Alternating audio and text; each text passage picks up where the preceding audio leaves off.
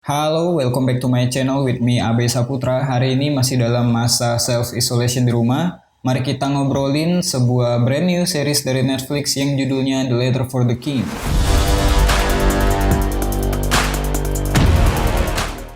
Ceritanya ada calon kesatria yang masih remaja terpaksa menerima misi tak terduga untuk mengantarkan sebuah surat rahasia kepada seorang raja. Jadi ini adalah cerita petualangannya dalam mengantarkan surat tersebut. Baiklah, saya akan kasih pendapat saya tentang series ini. Saya awalnya excited ya semenjak Netflix memperlihatkan trailernya di beranda aplikasinya. Saya memang suka serial dengan setting atau tema kerajaan seperti ini ya, dan The Letter for the King ini dibuat berdasarkan adaptasi dari sebuah buku dengan judul yang sama.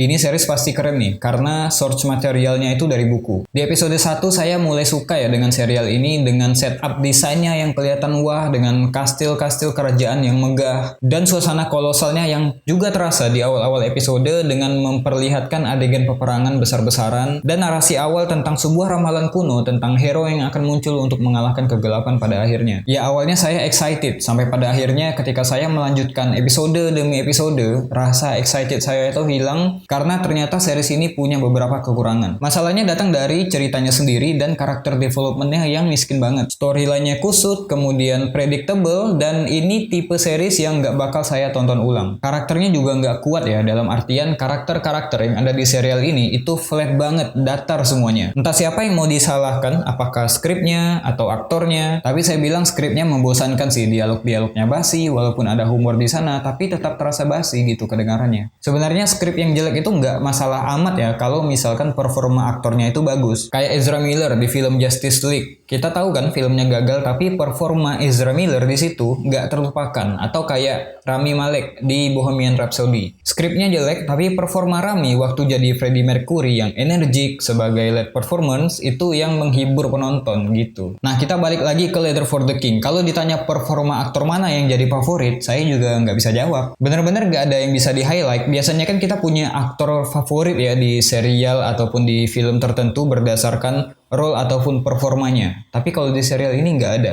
Kemudian sebenarnya ada banyak adegan di mana ketika suasana menjadi tegang dan dibangun sedemikian rupa yang sebenarnya bisa menjadi best moment atau epic moment, tapi ketika sampai di sana malah jadi lembek, dan itu terjadi hampir di semua episode. Untungnya serial ini cuma 6 episode aja. Mungkin kalau lebih dari itu entah saya lanjutin nonton atau enggak. Karena itu tadi, karakter-karakternya nggak menarik dan juga writing yang lembek. Saya berharapnya ketika dalam perjalanan si karakter utamanya ini mengantarkan surat, akan ada rintangan-rintangan tak terduga, akan ada kejadian yang membahayakan dirinya untuk menyampaikan sebuah amanah ini kepada raja. Seharusnya perjalanannya ini yang kita nikmati di serial ini, ya mungkin kayak Frodo di film Lord of the Ring gitulah. Mungkin saya yang salah cari tontonan. Mungkin The Letter for the King ini lebih cocok ditonton dan dinikmati sama anak kecil yang nontonnya bareng keluarga gitu. Jadi kalau kalian punya adik ataupun kalian punya anak, kalian bisa ajakin mereka nonton, mungkin mereka akan suka. Saya nggak yakin ya orang dewasa bakal suka sama series ini atau enggak. Padahal The Letter for the King, judulnya aja itu udah keren gitu ya, sebuah perjalanan, sebuah petualangan. Tapi sayangnya cara mereka mengeksekusinya itu nggak bagus. Mungkin ekspektasi saya yang terlalu tinggi untuk film-film kolosal seperti ini. Yang saya suka cuman setting kerajaan atau kastil-kastilnya, kostumnya juga, mengingat untuk membuat serial seperti ini pastinya membutuhkan biaya yang nggak sedikit untuk membuat settingnya, kemudian kostumnya, visual efeknya juga. Jadi perlu diapresiasi dikit lah. Tapi jangan berharap serial ini seperti The Witcher ya, mendekati aja enggak. Oke, mungkin itu aja yang bisa saya sharingkan tentang The Letter for the King. Yang udah nonton bagaimana pendapat kalian? Silahkan tulis sesuatu di kolom komentar. Silahkan like kalau suka, dislike kalau nggak suka. Dan kalau kalian suka dengan konten seperti ini dan nggak mau ketinggalan video saya yang lain, you know what to do.